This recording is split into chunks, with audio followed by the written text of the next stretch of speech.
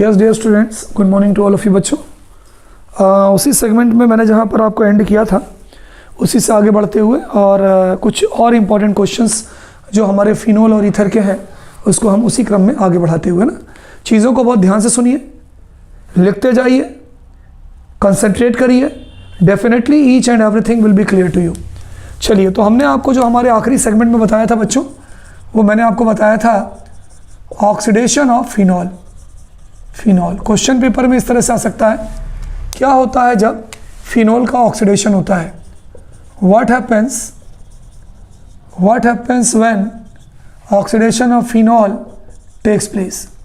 क्या होता है जब फिनॉल का ऑक्सीडेशन होता है? अब देखिए बच्चों, यह हमारा फार्मूला हो जाता है फिनॉल का। जरूरी नहीं है कि आप इसके अंदर सर्किल बनाएं, आप सर्किल की जगह पे रिंग भी बना सकते हैं या double bond, single bond, double bond भी लिख सकते हैं।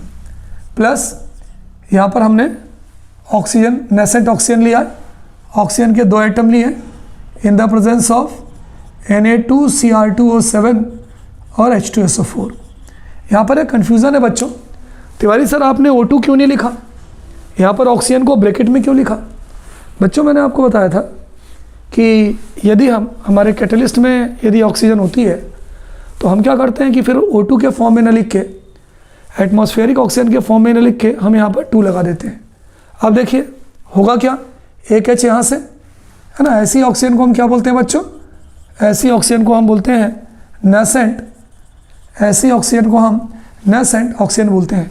एक हाइड्रोजन ये वाला, एक हाइड्रोजन यहाँ से, 2 हाइड्रोजन और एक ऑक्सीजन, क्या निकल गया बच्चों बताइए?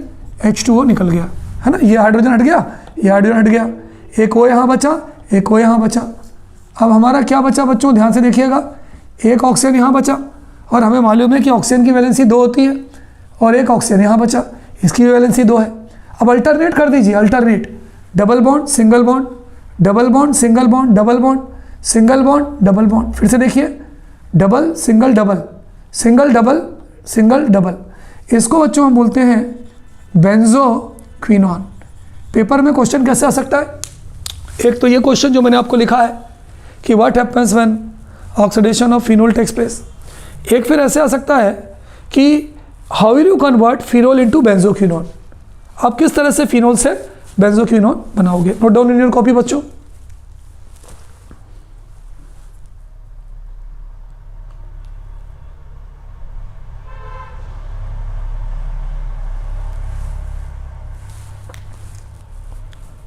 चलिए अब आगे बढ़ते हैं बच्चों। Sometimes in our examination it is asked that write down the reaction to show the acidic nature of phenol and alcohol.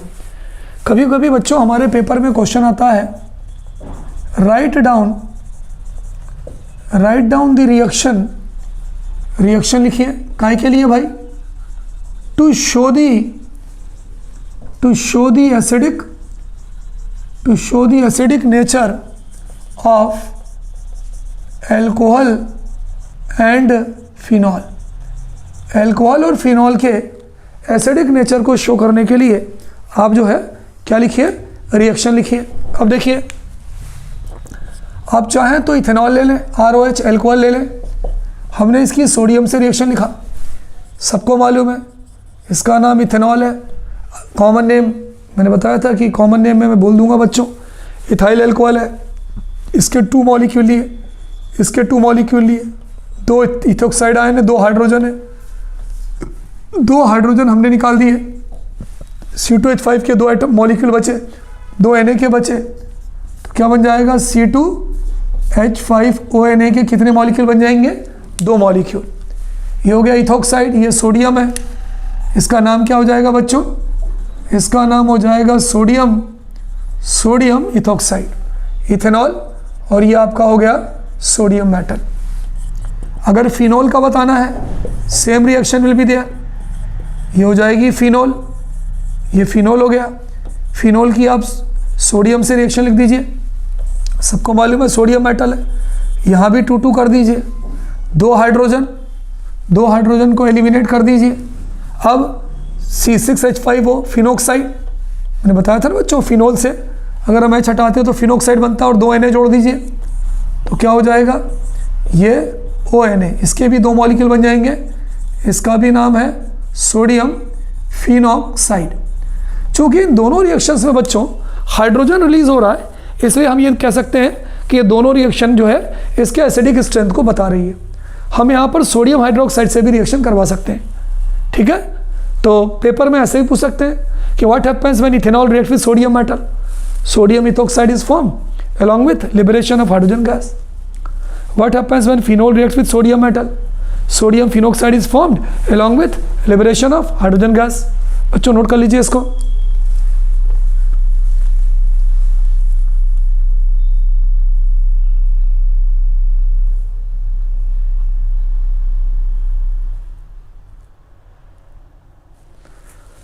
चलिए आगे बढ़ते हैं भाई। अब कुछ क्वेश्चंस हम ईथर के देखते हैं। ईथर है ना, पढ़ा होगा आपने, क्योंकि हमारी यूनिट का नाम था एल्कोहल फिनोल ईथर। हमने एल्कोहल देखा, फिनोल देखा, अब हम ईथर भी देखने चल रहे हैं भाई। ईथर क्या होता है, व्हाट इज ईथर? ईथर का बच्चों जनरल फार्मूला होता है ROR। ये 2 हमारे एल्काइल रेडिकल होते हैं, फंक्शनल ग्रुप O होता है, ठीक है, इसको हम ईथर बोलते हैं।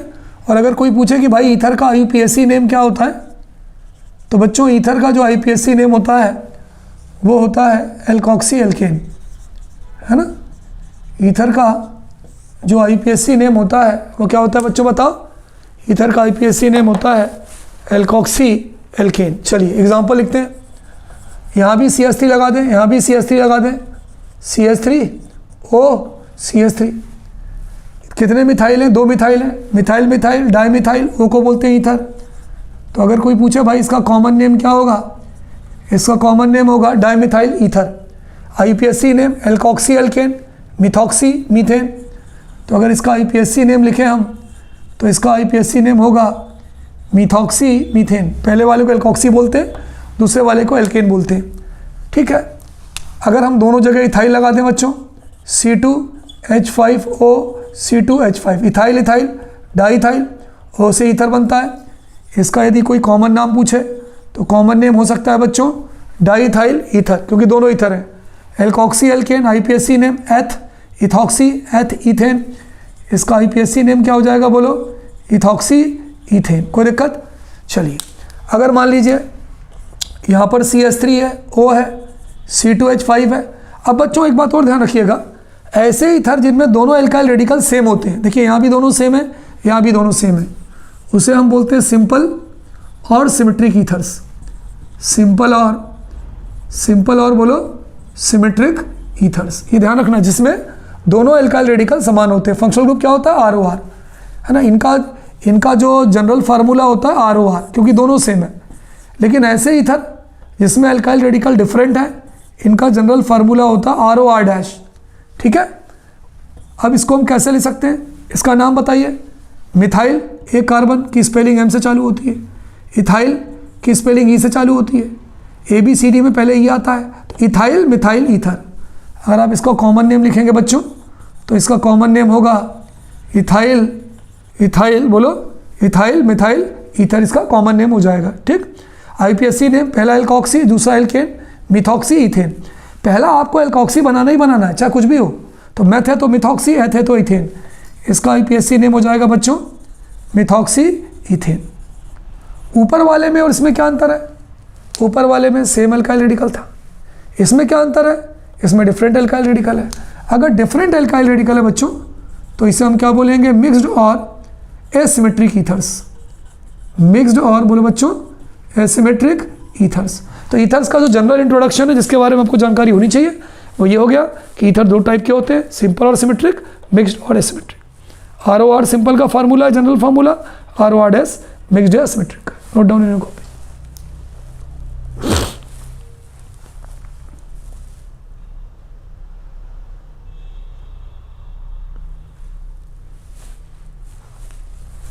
चलिए आगे बढ़ते हैं बच्चों। कभी कभी हमसे पूछा जाता है method of preparation of ether, आप किस तरह से ईथर को बनाएंगे, और इसी पर बेस्ड हमारे पेपर में क्वेश्चंस आते हैं। देखिए मान लीजिए हमें ईथर को बनाना है ना, प्रिपरेशन की बात हम कर रहे हैं, प्रिपरेशन ऑफ ईथर की बात कर रहे हैं, प्रिपरेशन ऑफ ईथर की बात कर रहे हैं। और प्रिपरेशन ऑफ ईथर में ये क्वेश्चन हमारे पेपर में आता है कि क्या होगा जब आप इथेनॉल को इथेनॉल को, है ना, व्हाट हैपेंस व्हेन, क्या होता है जब, what happens when ethanol is heated, ethanol is, बोलो, heated with sulphuric acid, ethanol is heated with H2SO4, दो कंडीशन में, एट 140 डिग्री सेंटीग्रेड और बी एट 170 डिग्री सेंटीग्रेड। देखिए दो अलग अलग क्वेश्चन हैं, ध्यान रखिएगा, बहुत इंपॉर्टेंट क्वेश्चन है कि आप इथेनॉल को तो हीट कर रहे हो लेकिन उसकी जो हीटिंग कंडीशन है वो अलग अलग है।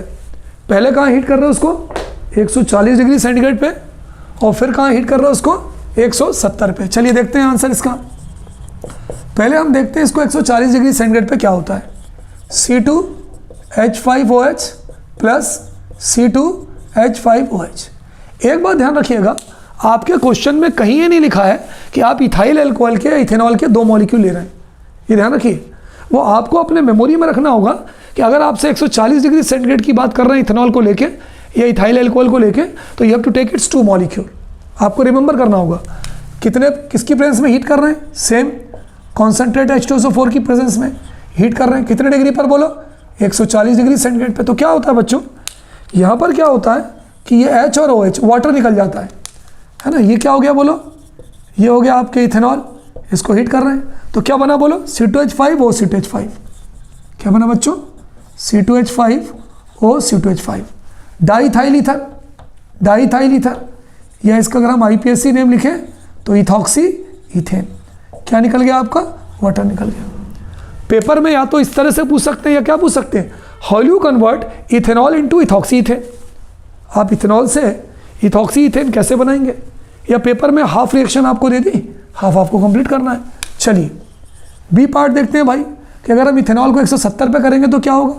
चलो बताओ भाई, क्या हम इथेनॉल को ऐसा लिख सकते हैं क्या, बोलो, बिल्कुल तिवारी सर लिख सकते हैं, लेकिन सर एक डाउट है, क्या है भाई, कि सर ऊपर तो आप C2H5OH लिख रहे हो, ऐसी कौन सी आवश्यकता आन पड़ी, इमरजेंसी आन पड़ी कि आप उसको C2H5 में लिखकर आप उसको CH3CH2OH लिख रहे हो। भाई ऐसी कौन सी हमको इमरजेंसी आन पड़ी, ऐसी ये इमरजेंसी आन पड़ी कि जब हम इसको 170 डिग्री सेंटीग्रेड पे गर्म करते हैं, किसकी प्रेजेंस में, कॉन्सेंट्रेट H2SO4 की प्रेजेंस में, तो यहाँ पर बीटा हाइड्रोजन निकलता है। कौन सा हाइड्रोजन निकलता है, बीटा हाइड्रोजन निकलता है। तो ये वाला जो है आपका हाइड्रोजन अल्फा हो गया और ये वाला आपका बीटा हो गया। तो एक OH ये और एक OH बीटा का, तो OH और H क्या निकल गया, H2O।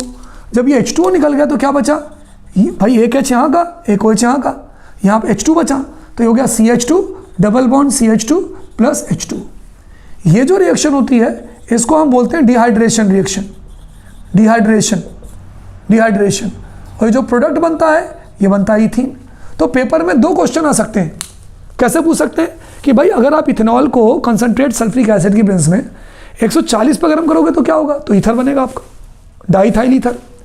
और यही रिएक्शन यदि मान लीजिए कि 170 पे होगी तो क्या होगा, उसका डिहाइड्रेशन होगा और एल्कीन बनेगा। तो इस बात का ध्यान रखिएगा कि किस तरह से ये जो क्वेश्चन है वो आपके पेपर की हिसाब से इंपॉर्टेंट हो सकता है। Note down in your copy बच्चों।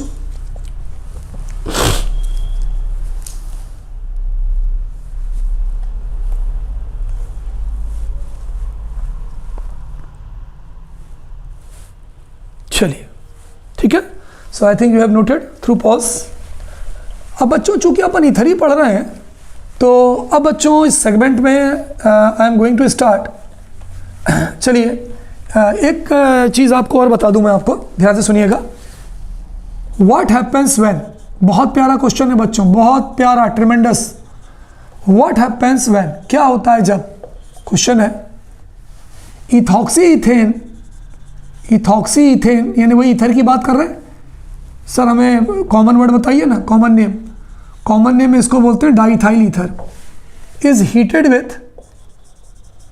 हीटेड विथ दो है, नंबर है HI हेलोजन एसिड और नंबर B है एक्सेस ऑफ HI। क्या अंतर है भाई दोनों में, डाईथाइल ईथर या इथॉक्सी इथेन है, हम उसको गर्म कर रहे हैं, पहली कंडीशन में हम उसको HI के साथ गर्म कर रहे हैं, दूसरी कंडीशन में हम उसको एक्सेस ऑफ HI के साथ गर्म कर रहे हैं। चलिए पहले HI के साथ गर्म करते हैं, पहले वाले का आंसर देखते हैं क्या होता है। इथॉक्सी इथेन है। तिवारी सर मालूम है हमें फार्मूला, मत बताइए। C2H5 CTH5 किसके साथ गर्म कर रहे हैं? HI के साथ गर्म कर रहे हैं। एक्सेस नहीं है, ज़्यादा नहीं है। अगर ज़्यादा मात्रा नहीं है तो ये आपका इथेनॉल निकल जाएगा, इथाइल एल्कोहल और इथाइल आयोडाइड। तो दो प्रोडक्ट बनेंगे, ये बनेगा C2H5OH और दूसरा बनेगा C2H5I।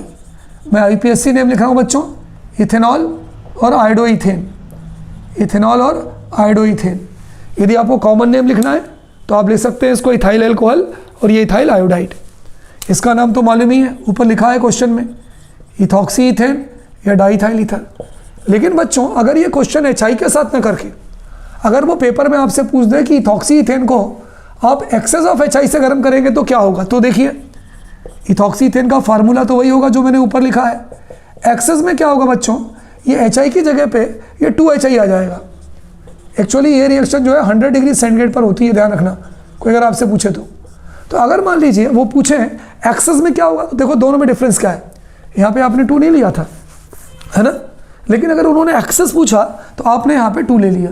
अब क्या होगा, 2 हाइड्रोजन और 1 ऑक्सीजन। जब 2 हाइड्रोजन 1 ऑक्सीजन निकला तो क्या निकल गया, बोलो H2O निकल गया। 2 हाइड्रोजन 1 ऑक्सीजन। अब तुम्हारे पास 2 इथाइल बचा और 1 I बचा, तो क्या हो जाएगा 2C2H5I। इसका कॉमन नेम होगा इथाइल आयोडाइड और IPSC नेम होगा आयोडोइथेन। तो इस तरह से बच्चों ये क्वेश्चन भी हमारे पेपर में पूछा जा सकता है और मोस्ट इंपॉर्टेंट क्वेश्चन है। Note down in your copy बच्चों।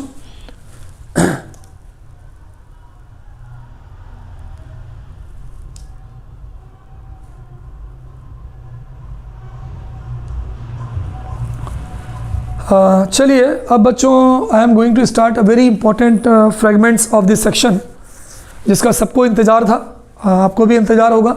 नेम रिएक्शंस है ना। ऐसा माना जाता है बच्चों कि नेम रिएक्शंस अदर रिएक्शन से ज़्यादा इंपॉर्टेंट होती हैं, क्योंकि उनको नाम के हिसाब से भी पूछा जा सकता है और नाम के साथ साथ उनको कंडीशन के हिसाब से भी अप्लाई किया जा सकता है। इसलिए ऐसा माना जाता है कि वो परीक्षा की दृष्टि से वो जो रिएक्शंस होती हैं वो ज़्यादा इंपॉर्टेंट होती हैं, है ना। तो आप लोगों ने नोट कर लिया होगा। तो बहुत ही इंटरेस्टिंग फ्रेगमेंट है बच्चों, इंटरेस्टिंग फ्रेगमेंट है name reactions of alcohol, phenol and ether. मज़ेदार, मज़ा आने वाला है भाई। तैयार हो जाइए, तैयार हो जाइए नेम रिएक्शंस के लिए। Name reactions of alcohol, phenol and ether हमारा टॉपिक है बच्चों। Name reactions of alcohol, phenol and ether, है ना। नोट कर लीजिए, एल्कोहल, फिनोल और ईथर की नेम रिएक्शंस। चलिए शुरू करते हैं बच्चों।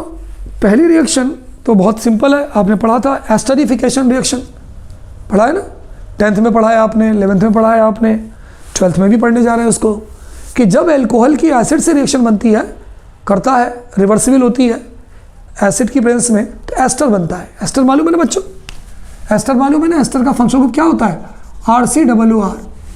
अगर मैं RCOR लिखूँ तो कीटोन हो जाएगा, कीटोन हो जाएगा। लेकिन अगर मैं डबल O लगा दूँ तो ये जो फंक्शनल ग्रुप है ये एस्टर का हो जाएगा। अगर आपसे पूछे बच्चों कि भाई तिवारी सर एस्टर का जनरल फार्मूला क्या होता है, तो एस्टर का जो जनरल फार्मूला होता है वो RCOOR होता है। तो बच्चों मैं आपको पहली इक्वेशन बताने जा रहा हूँ। इस इक्वेशन का नाम है, नेम रिएक्शन का नाम है एस्टरिफिकेशन रिएक्शन। क्यों? क्योंकि यहाँ पे एस्टर बनता है और एस्टर का जो जनरल फार्मूला है वो RCOOR होता है। चलिए लिखते हैं C2H5OH। इसका नाम क्या है बच्चों, इथेनॉल। आप कोई भी देखिए, बात समझिए, ये जो R है ना, जरूरी नहीं कि आप यहाँ पे इथाइल ही लें। Ethyl, methyl, propyl, butyl, phenyl, कोई भी ले सकते हैं, कोई भी अल्काइल ले सकते हैं। इसकी रिएक्शन हम करने जा रहे हैं बच्चों एसिटिक एसिड से। कोई भी एसिड आप ले सकते हैं, है ना। इसका मैं IPSC नेम लिख रहा हूँ, इथेनोइक एसिड। इसका कॉमन नेम क्या होगा, इथाइल एल्कोहल, है ना। इसका कॉमन नेम क्या होगा, एसिटिक एसिड। चलिए मैं कॉमन नेम भी लिख देता हूँ, इथाइल एल्कोहल, और इसका जो कॉमन नेम है बच्चों वो होगा एसिटिक एसिड। बच्चों ये रिएक्शन रिवर्सिबल होती है क्योंकि दोनों तरफ से चल सकती है, और ये होती है इन the presence of concentrate H2SO4। अब क्या होगा, देखो ध्यान से, इसका OH और इसका H ये दोनों निकल गया।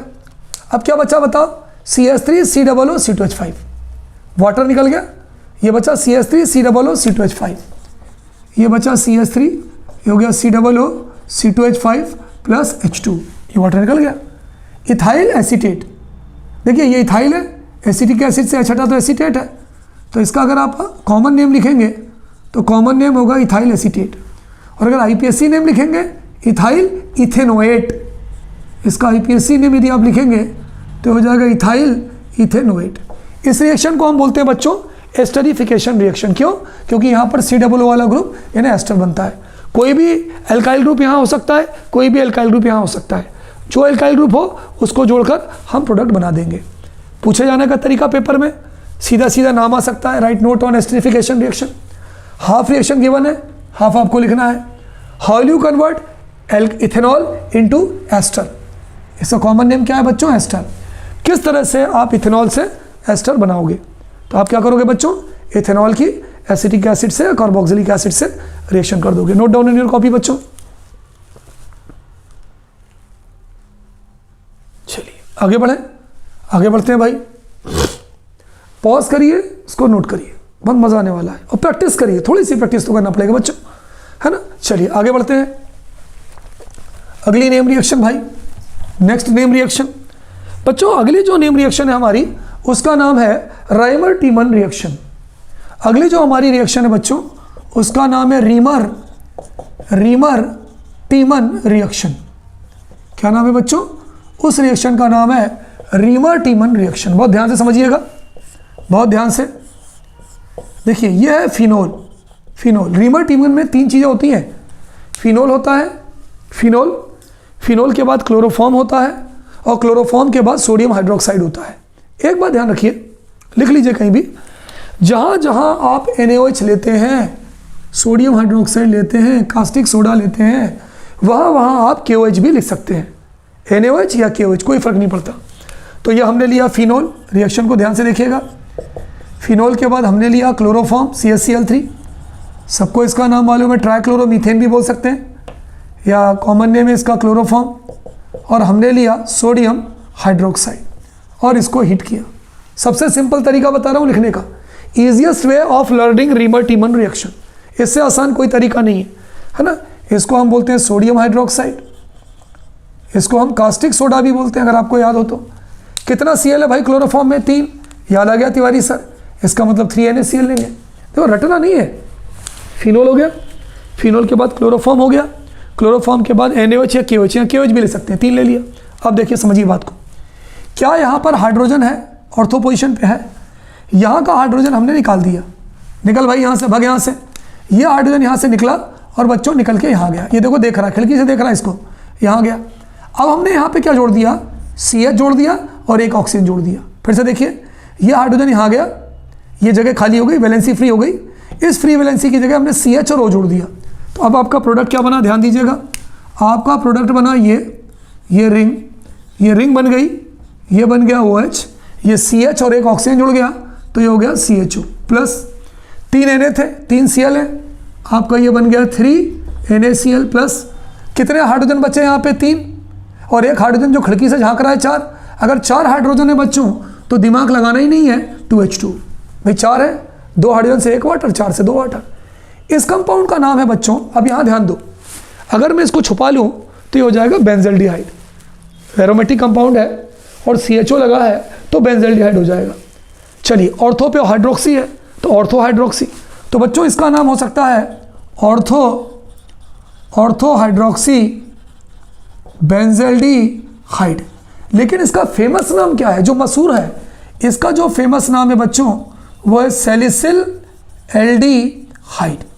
फेमस नाम क्या है बच्चों? सैलिसिल एल्डिहाइड, है ना। तो ये जो रिएक्शन है बच्चों जो आपके सामने लिखी है, एक एक चीज़ क्लियर है। इस रिएक्शन को हम बोलते हैं राइमर टीमन रिएक्शन। पेपर में क्वेश्चन कैसे आ सकता है, ये सबसे इंपॉर्टेंट चीज़ है। Write note on Reimer Tiemann reaction, बिल्कुल सही सर, पूरा लिख देंगे हम। Half reaction given, half you have to write, वो भी हो जाएगा sir. How will you convert phenol into ortho hydroxy benzaldehyde. देखिए मैंने 2 नाम क्यों दिए, if you see in your book तो कई जगह आपको क्वेश्चन ये भी मिलेगा कि फिनोल से ऑर्थो हाइड्रोक्सी बेंजल्डिहाइड बनाइए। जबकि ज़्यादातर बच्चे क्या करते हैं, सैलिसिल एल्डिहाइड तो याद रहता है, लेकिन ये याद नहीं रहता कि हम इसको ऑर्थो हाइड्रोक्सी बेंजोएल्डिहाइड भी बोलेंगे। तो पेपर में आ सकता है कि how will you convert phenol into ortho hydroxy benzaldehyde या सैलिसिल एल्डिहाइड। तो इस तरह से किसी भी तरह से आपसे क्वेश्चन पूछा सकता है। Note down in your copy बच्चों।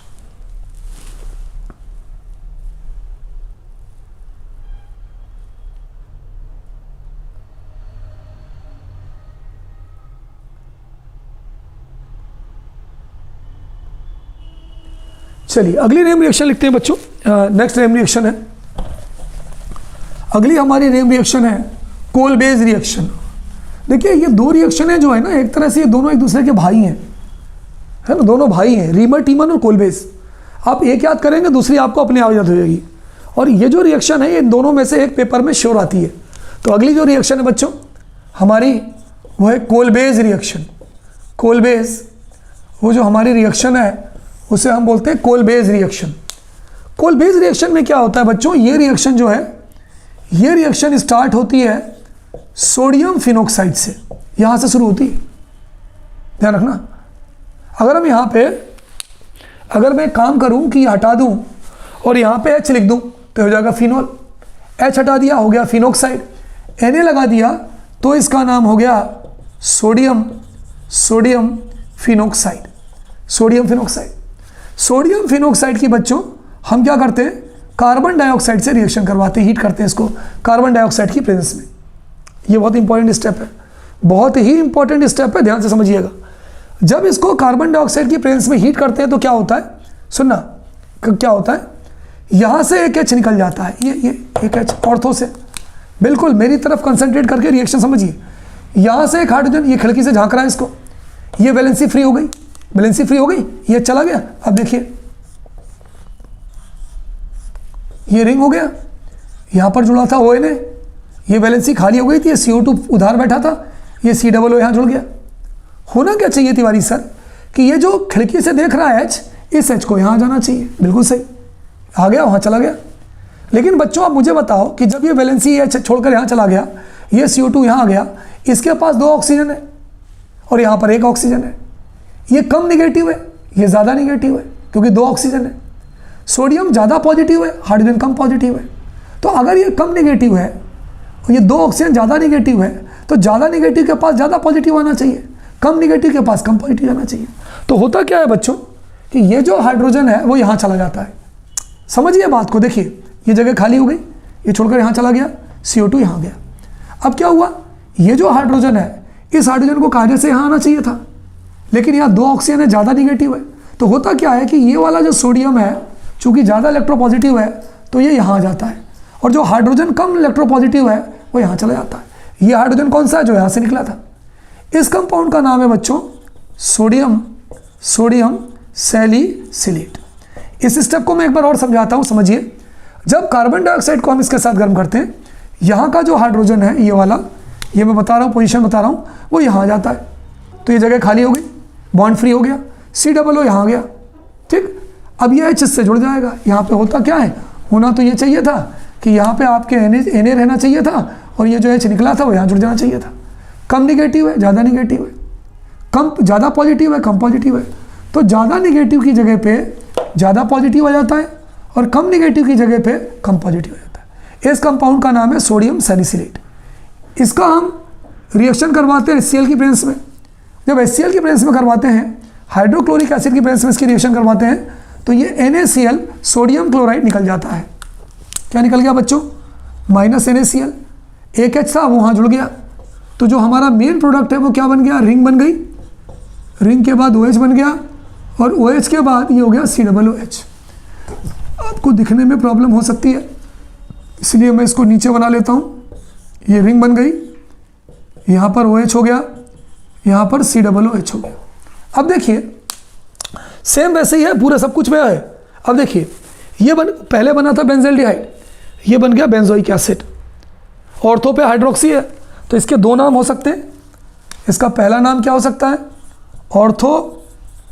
ऑर्थो हाइड्रोक्सी बेंजोइक एसिड, और दूसरा जो फेमस नाम है वो हो सकता है सैलिसाइक्लिक एसिड। दूसरा नाम क्या हो सकता है बच्चों, सैलिसाइक्लिक एसिड। तो पेपर में question, write note on Kolbe's reaction, आपको पूरी लिखनी है। या फिर वो क्या कह सकते हैं, व्हाट हैपेंस व्हेन, वो आपसे ये भी कह सकते हैं कि व्हाट हैपेंस व्हेन, क्या होता है जब sodium phenoxide reacts with carbon dioxide. तो इसका मतलब वो कोल बेस रिएक्शन की बात कर रहे हैं। वो ये भी कह सकते हैं how you convert sodium phenoxide into salicylic acid. बच्चों कभी कभी ये पाया गया है कि आप अगर कुछ किताबें देखेंगे तो उस किताबों में कोल बेस रिएक्शन को फिनोल से लिखा गया है, क्योंकि कभी कभी हमारे पेपर में क्वेश्चन आता है how you convert phenol into salicylic acid. तो वहां पर आप एक काम कर सकते हैं कि आप एक एडिशनल, ये फिनोल हो गया, और फिनोल की जब आप Na से रिएक्शन करवाएंगे तो ये हाइड्रोजन निकल जाएगा और ये Na जुड़ जाएगा, तो ये हो जाएगा सोडियम फिनोक्साइड। ये ध्यान दें, ठीक है। तो अगर मान लो आपसे फिनोल से रिएक्शन पूछे तो फिनोल की आप सोडियम से रिएक्शन करवा दीजिए, तो ये कंपाउंड बन जाएगा, यहाँ से लिख दीजिए। वैसे एक्चुअल जो रिएक्शन है कोल बेस वो यहाँ से है, लेकिन यहाँ से बुकों में क्यों लिखी है, हो सकता है भाई आपके पेपर में क्वेश्चन पूछ लें, how will you convert phenol into salicylic acid. तो आप इसके 2 मॉलिक्यूल ले लो और यहाँ पे 2Na ले लो, तो ये बन जाएगा। या डायरेक्ट एक ही रहने दो, एक ही से भी है, और यहाँ पर हाइड्रोजन जो है वो गैस के फॉर्म में निकल जाएगा। तो ये जो आपकी रिएक्शन है बच्चों, ये कौन सी रिएक्शन है, कोल बेस रिएक्शन। कोई प्रॉब्लम, चलिए आगे बढ़ते हैं। तो ये आपकी जो रिएक्शन थी बच्चों, ये कौन सी रिएक्शन है, कोल बेस रिएक्शन। एक बहुत ही इंपॉर्टेंट चीज़ है बच्चों जो इस रिएक्शन से रिलेटेड है, और मैं आपको बताना चाहूँगा। अगर मैं आपसे पूछूँ इस कंपाउंड का नाम क्या है, इस कंपाउंड का नाम, तो आप बोलोगे तिवारी सर इस कंपाउंड का नाम है ऑर्थो हाइड्रोक्सी बेंजोइक एसिड या सेलिसाइक्लिक एसिड। फिर मैं क्वेश्चन पूछूं कि भाई ये जो कंपाउंड है ये किस रिएक्शन में बनता है, आप कहोगे तिवारी सर कोई बताने की चीज़ है क्या, कोल बेस रिएक्शन में बनता है। तो इसी से रिलेटेड एक क्वेश्चन है बच्चों, एस्पिरिन, सुना है एस्पिरिन का नाम, टैबलेट है, टैबलेट जो हम यूज़ करते हैं सर्दी जुकाम वगैरह बुखार में, सर दर्द में, एस्पिरिन। तो बच्चों जो एस्पिरिन टैबलेट है ना, उसको हम सेलिसाइक्लिक एसिड से बनाते हैं। कभी कभी हमारे पेपर में क्वेश्चन आता है how will you prepare aspirin from salicylic acid, या सीधा आ गया write down the method of preparation of aspirin. तो देखो ध्यान से, क्वेश्चन को ध्यान से देखो, कोल बेस रिएक्शंस के इर्द गिर्द घूमती है वो की क्वेश्चन, इसीलिए मैं चाहता हूं कि ये क्वेश्चन में यही डिस्कस कर दूं आपसे। ध्यान से सुनिएगा, इस चीज को बहुत ध्यान से सुनिएगा। क्वेश्चन है आपका, ये जो क्वेश्चन है, ये क्वेश्चन है आपका how will you prepare, how will you prepare aspirin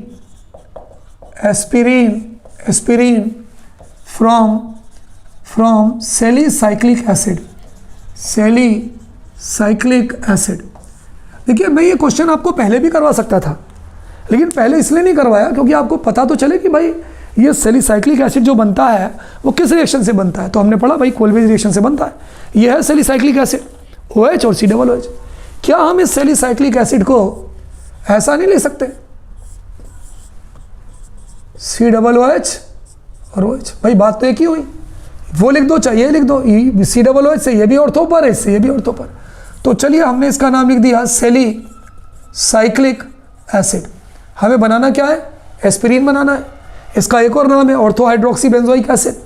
हम क्या करते हैं बच्चों, इसकी रिएक्शन करवाते हैं एसिटिक एनहाइड्राइड से। अरे सर ये क्या होता है एसिटिक एनहाइड्राइड या इथेनोइक एनहाइड्राइड, समझिए ध्यान से समझिए। अगर आप एसिटिक एसिड का 2 मॉलिक्यूल लो, नोट कर लेना कहीं पे, कॉन्सेप्ट बता रहा हूँ मैं आपको, नोट कर लीजिए। एसिटिक एसिड के अगर आप 2 मॉलिक्यूल लीजिए और उसको फास्फोरस पेंटाऑक्साइड की प्रेजेंस में हीट करिए, एसिटिक एसिड है 2 मॉलिक्यूल है, P2O5 की प्रेजेंस में गर्म करिए, तो क्या होगा बच्चों, इसमें से एक वाटर का मॉलिक्यूल निकल जाएगा, है ना, CH3CO बचा क्या, CH3CO। इस कंपाउंड को हम बोलते हैं एसिटिक एनहाइड्राइड। इसका IPSC नेम होगा इथेनोइक एनहाइड्राइड। आप चाहें तो नोट कर लें कॉपी में, इसको नोट कर लें कि अगर हम एसिटिक एसिड लें और उसके 2 मॉलिक्यूल को जब गर्म करते हैं तो उसमें से एक वाटर का मॉलिक्यूल निकलता है और उसके बाद जो हमें कंपाउंड मिलता है उसका नाम है एसिटिक एनहाइड्राइड। चलिए, मेरे हिसाब से आप लोगों ने नोट कर लिया होगा, इसको पॉज करके नोट कर लीजिएगा। चलिए, तो ये जो हमें एस्पिरिन बनाना है सैलिसाइक्लिक एसिड से, तो हमने यहाँ पे लिख दिया बच्चों एसिटिक एनहाइड्राइड। कैसे बना था, हमारे कॉन्सेप्ट क्लियर हो गए। ये लिख दिया, इसको हीट कर रहे हैं। अब क्या होता है बच्चों, ये वाला हाइड्रोजन और ये CH3COOH निकल जाता है। क्या निकल गया, CH3COOH। ठीक, तो जो प्रोडक्ट निकल गया वो हो गया CH3COOH, ये निकल गया। बचा क्या, ये बचा, देखिए ये आपकी रिंग हो गई, ये हो गया COOH, ये हो गया O, ये हो गया O, और O के बाद क्या जुड़ा, COCH3। देखिए हम CH3CO नहीं लिखेंगे, COCH3, तो OCOCH3। इस कंपाउंड का नाम होता है बच्चों एसिटाइल सैलिसाइक्लिक एसिड। ये जो आपका कंपाउंड है, इस कंपाउंड का अगर आप देसी नाम देखें एसिटाइल, CH3CO कहलाता है एसिटाइल, बना किससे, सैलिसाइक्लिक एसिड से। तो हम इसको बोल सकते हैं, इसका एक और नाम हो सकता है एसिटाइल सैलिसाइक्लिक एसिड। और बच्चों यही हमारे जो भाई साहब हैं, इनका नाम है एस्पिरिन। तो अगर आपके पेपर में क्वेश्चन आता है बच्चों कि how you prepare aspirin from salicylic acid, क्यों बच्चों हम फिनोल से भी सैलिसाइक्लिक एसिड बना सकते हैं। फिनोल से, देखिए फिनोल से चलिए आप सोडियम फिनॉक्साइड, फिर आप पहुंच जाएंगे सैलिसाइक्लिक एसिड पे कोलबेज रिएक्शन से, और सैलिसाइक्लिक के बाद ये वाला स्टेप चला दीजिए तो आपको एस्पिरिन मिल जाएगा।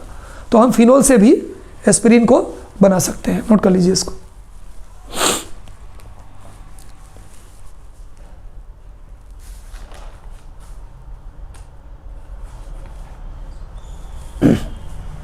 चलिए, तो ये जो आपका जो क्वेश्चन था बहुत इंपॉर्टेंट था, कई बार पेपर में आया था, और ये चूंकि कोलबेज के प्रोडक्ट से ही बनता है, इसलिए मैंने आपको ये उसी रिएक्शन के साथ बता दिया ताकि आप जब याद करेंगे तो आपको आपके एग्जामिनेशन में प्रॉब्लम नहीं होगी, सिंपली याद हो जाएगा। चलिए आगे चलते हैं। अगला जो हमारा सिंथेसिस है बच्चों, बहुत इंपॉर्टेंट रिएक्शन है, इससे ईथर बनता है, और ईथर के प्रिपरेशन का इकलौती नेम रिएक्शन है जिसको हम बोलते हैं विलियमसन सिंथेसिस। इस रिएक्शन को क्या बोलते हैं बच्चों, हम विलियमसन सिंथेसिस। बहुत इंपॉर्टेंट रिएक्शन है, इस पर बेस्ड क्वेश्चन हमारे पेपर में पूछा जाता है, बहुत इंपॉर्टेंट क्वेश्चन है बच्चों।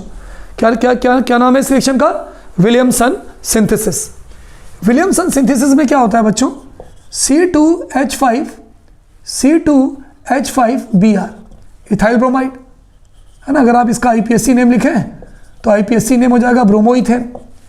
ठीक है, इसके रिएक्शन हम करवाते हैं सोडियम इथॉक्साइड के साथ। ये हो गया इथेनॉल, अगर मैं लिख दूं C2H5OH तो हो गया इथेनॉल, इथेनॉल का H हटा दूं तो हो गया इथॉक्साइड, और Na लगा दूं तो हो जाएगा sodium ethoxide, C2H5ONA।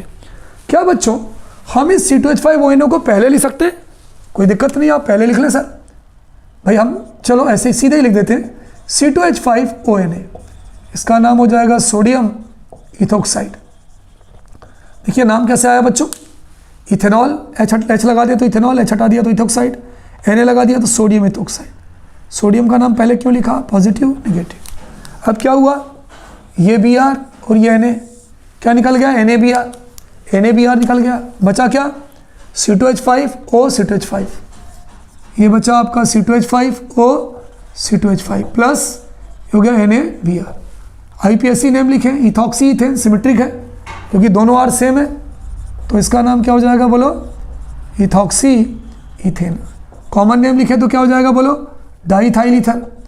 Common name क्या हो जाएगा बच्चों, कॉमन नेम हो जाएगा इसका डाइथाइल ईथर। कोई प्रॉब्लम जी, कॉमन नेम हो जाएगा इसका डाइथाइल ईथर। ठीक, तो ये जो सिंथेसिस है आपका, इसको हम क्या बोलेंगे बच्चों बताओ, Williamson synthesis. Note down in your copy. देखिए मेरे कहने का मतलब समझिए, ज़रूरी नहीं है कि पेपर में आपको सिर्फ यही लिखा हो, कोई भी अल्काइल चेंज हो सकता है, उस हिसाब से आपका प्रोडक्ट हो सकता है।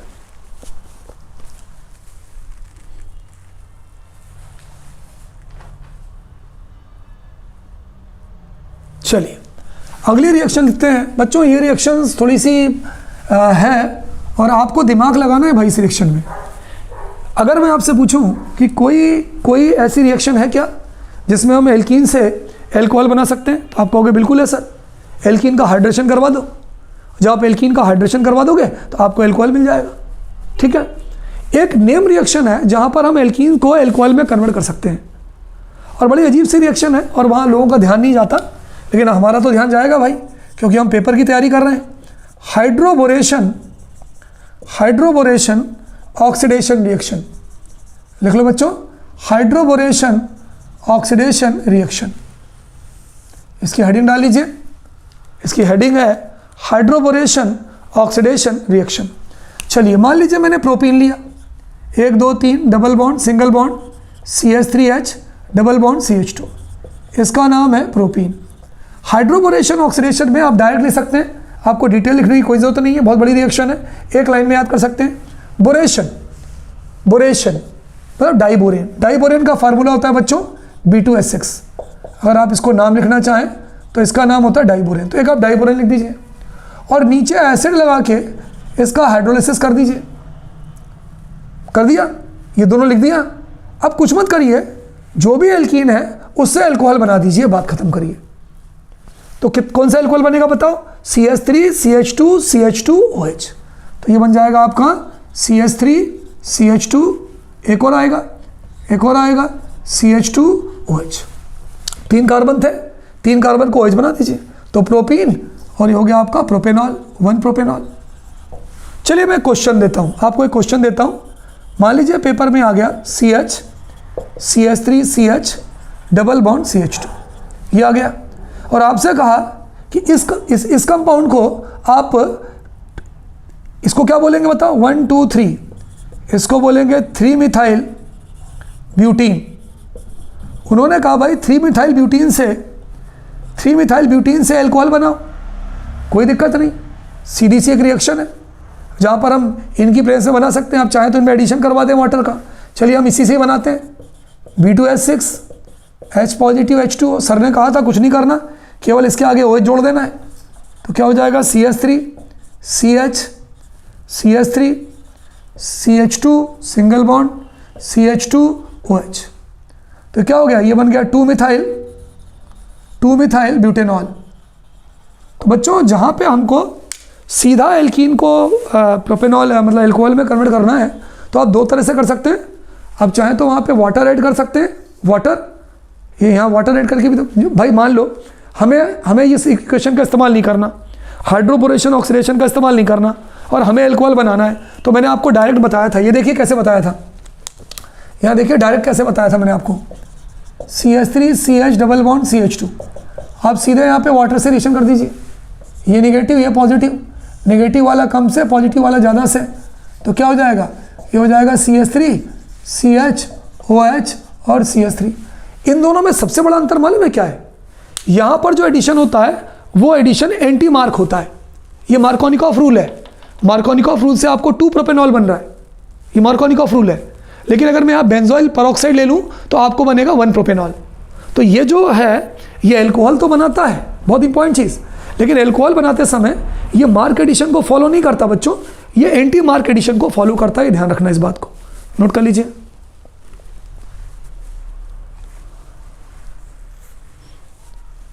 ये सबसे इंपॉर्टेंट चीज ये है भाई, ये मार्क को फॉलो नहीं करता, एंटी मार्क को फॉलो करता है। नाम है हाइड्रोबोरेशन ऑक्सीडेशन रिएक्शन। चलिए आगे बढ़ते हैं बच्चों। यहां पर एक और रिएक्शन होती है जिसको हम बोलते हैं फ्रीडल-क्राफ्ट रिएक्शन। भाई आप मुझे एक आध 2 एरोमेटिक ईथर के नाम बता सकते हैं बच्चों? एरोमेटिक ईथर के नाम देखिए, एरोमेटिक ईथर, ये रिंग हो गई, ये O हो गया, और ये CH3 हो गया। फिनाइल मिथाइल ईथर या मिथाइल फिनाइल ईथर। फिनाइल की स्पेलिंग P से चालू होती है, मिथाइल की M से चालू होती है। ABCD में पहले M आता है, तो मिथाइल फिनाइल ईथर। अगर आप इसका कॉमन नेम लिखें तो इसका कॉमन नेम होगा बच्चों मिथाइल फिनाइल ईथर, और इसका एक एग्जैक्ट नेम होता है एनीसॉल, इसको हम एनीसॉल भी कहते हैं। चलिए एक और एरोमेटिक ईथर का आपको नाम बता रहा हूँ भाई। ये रिंग हो गई, ये O हो गया, ये CH5 हो गया। इथाइल की स्पेलिंग E से आती है, फिनाइल की स्पेलिंग P से आती है, ABCD में ही पहले आता है, तो इसका कॉमन नाम हम बोल सकते हैं इथाइल फिनाइल ईथर, या इसको हम बोल सकते हैं फेनेटॉल। क्या बोल सकते हैं? फेनेटॉल। तो आपको ये 2 एरोमेटिक ईथर का नाम कम से कम याद कर लीजिए। कि अगर रिंग है O है और CH3 है तो उसको एनिसॉल बोलेंगे, और नीचे वाला है तो हम उसे फेनेटॉल बोलेंगे। नोट कर लीजिए। चलिए अब हम इसी पर बेसिस पर हमारी आखिरी नेम रिएक्शन इस यूनिट की देखते हैं, जिसको हम बोलते हैं फ्रीडल-क्राफ्ट रिएक्शन। फ्रीडल-क्राफ्ट एल्काइलेशन भी हो सकती है और फ्रीडल-क्राफ्ट एल्काइलेशन भी एसाइलेशन भी हो सकती है। तो मैं यहाँ पर आपको एल्काइलेशन बता रहा हूँ। चलिए भाई, मैंने ये एनिसॉल ले लिया। अब आपके लिए नई चीज़ नहीं है, तिवारी सर इससे पहले बता चुके हैं कि अगर हम फिनॉल में H हटाकर CH3 जोड़ दें तो एनिसॉल होगा, और C2H5 जोड़ दें तो फेनेटॉल होगा। तो चलिए हमने एनिसॉल ले लिया भाई। एनिसॉल की रिएक्शन करवा दिया CH3Cl से, जिसको हम कहते हैं मिथाइल क्लोराइड, और यदि हम IPSC नेम लिखें तो क्लोरोमीथेन। सबसे इंपॉर्टेंट चीज़ क्या है भाई फ्रीडल-क्राफ्ट रिएक्शन की, बताएंगे कोई? हाँ बताइए। This reaction takes place in the presence of anhydrous aluminium chloride. सबसे इंपॉर्टेंट चीज़ यह है कि ये जो रिएक्शन होती है ये एनहाइड्रस एल्यूमिनियम क्लोराइड की प्रेजेंस में होती है। वही ऑर्थो पैरा मैंने आपको बताया था। ईथर भी लिख लीजिए, ether is also ortho and para directing in nature. Para ज़्यादा बनेगा, ऑर्थो कम बनेगा। तो क्या होगा देखो, सबसे पहले तो यही एनिसॉल लिख दीजिए OCH3। दूसरे वाले में भी पहले एनिसॉल लिख दीजिए, बिल्कुल तिवारी सर सही लिख दिया OCH3। यहाँ से H और एक Cl ऑर्थो से क्या निकल गया HCl, ये मिथाइल बचा, मिथाइल जुड़ जाएगा। फिर से देखिए, एक H एक Cl ऑर्थो से, मिथाइल बचा, मिथाइल जुड़ जाएगा। ऑर्थो मिथाइल एनिसॉल, इसका नाम होगा ऑर्थो, क्योंकि मिथाइल ऑर्थो पे जुड़ा है तो इसका नाम होगा ऑर्थो मिथाइल एनिसॉल। यहाँ पे पैरा का एक H एक Cl HCl निकल गया तो ये हो जाएगा CH3, इसको हम बोलेंगे पैरामिथाइल एनिसॉल। तो बच्चों these are the few most important name reactions that I told you. इसको देखिए, प्रैक्टिस करिए और बहुत मज़ा आपको आएगा। इस वीडियो को, इस लेसन को यहाँ क्लोज करने के पहले बच्चों मैं आपको एक बड़ा इंटरेस्टिंग चीज़ बताऊँ जो आपको अगले लेसन में, आपको अगले वीडियो में देखना है, वो है मैकेनिज़्म। आपकी पूरी I think in organic chemistry में एल्कोहल ही एक ऐसी यूनिट बनती है जिसमें 3 से 4 मैकेनिज़्म आपको दिए गए हैं, और आपके पेपर में बच्चों कोई ना कोई एक मैकेनिज़्म 100% आपके पेपर में आना है। तो अगले पार्ट में बच्चों I am going to discuss the mechanism related with alcohol, phenol and ether. तो देखना ना भूलिए अगले पार्ट में मैकेनिज़्म इन डिटेल। ध्यान से देखिए, each and everything will become clear बच्चों। Okay students, good day to all of you बच्चों।